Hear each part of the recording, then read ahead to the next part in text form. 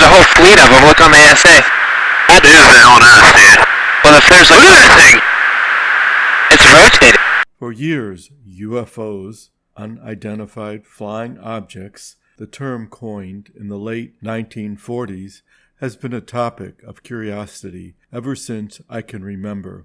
One summer, at a lakeside cottage in Upper Michigan, I was with friends gazing up at the Milky Way, wondering and speculating what's out there. I can remember the sightings reported in Michigan in 1966, debunked by the astrophysicist J. Allen Hynek as swamp gas, or other skeptics who claimed they were low, bright planets or even illusions of our imagination. But that never affected our opinion that advanced civilizations are out there, maybe unreachable, but we knew they were out there. Fast forward to 1984, when Seti was formed by Thomas Pearson and Dr. Jill Tarter using ground-based telescope arrays around the world. The famous science author and astronomer Carl Sagan supported Seti, by the way, which stands for Search for Extraterrestrial Intelligence in the Stars. In 1999, Seti distributed personal computer software, actually a screensaver, so that computer hobbyists could help analyze data collected, which was set to work when your computer was idle. It was cool to be part of Seti. Just leave your computer on all night, and if your computer detected an extraterrestrial signal, you'd be famous. That program ended in 2020.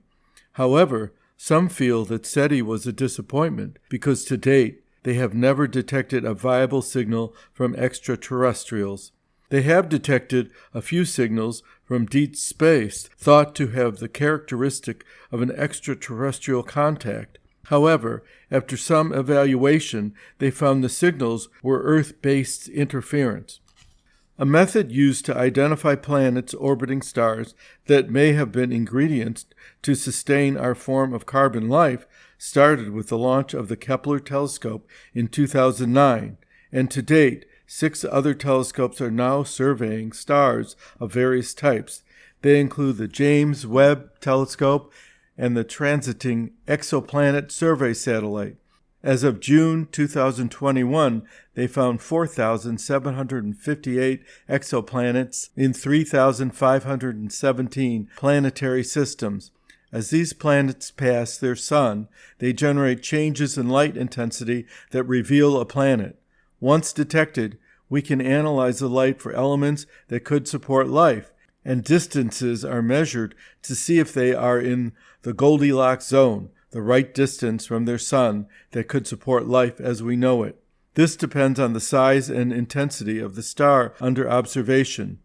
I won't go into any more details except to say, to date, they have identified more than 24 potential life-supporting planets, and it is estimated that more than 300 million habitable planets exist in our galaxy alone. We don't know for sure because we'll never be able to travel to star systems light years away. However, because astronomers think about 125 billion galaxies exist in the observable universe, and that the elements that make up life appear to be abundant in the cosmos, life similar to what we know must exist.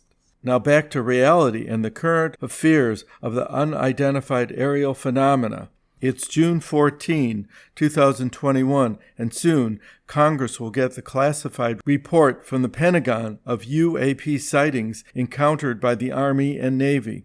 We have seen 3 leaked videos released in 2017 that the Navy admitted were real but unknown.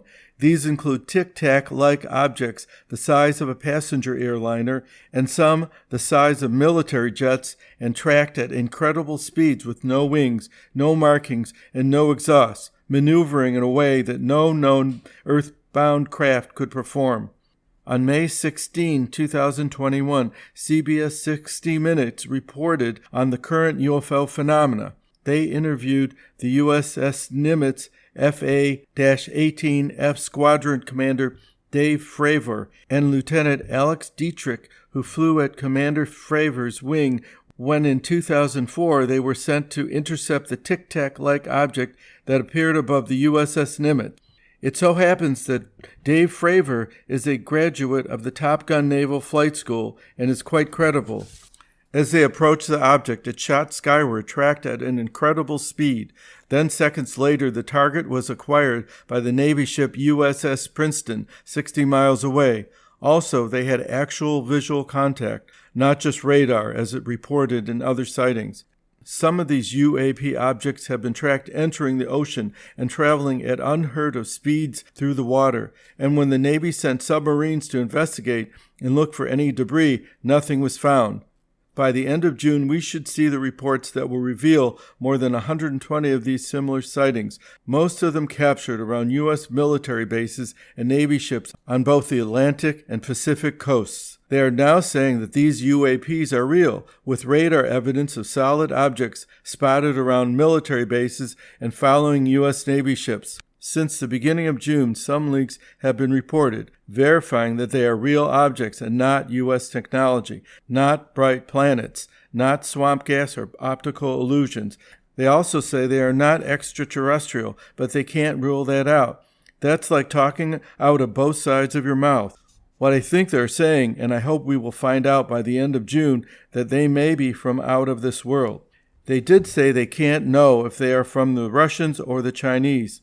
But experts have said that no known earthly aircraft has the capability they've observed in the UAPs, and it's doubtful that the Russians or the Chinese have the extraordinary flight technology the military has observed with the UAPs. Thanks for listening, and I hope you can return next week for the latest update.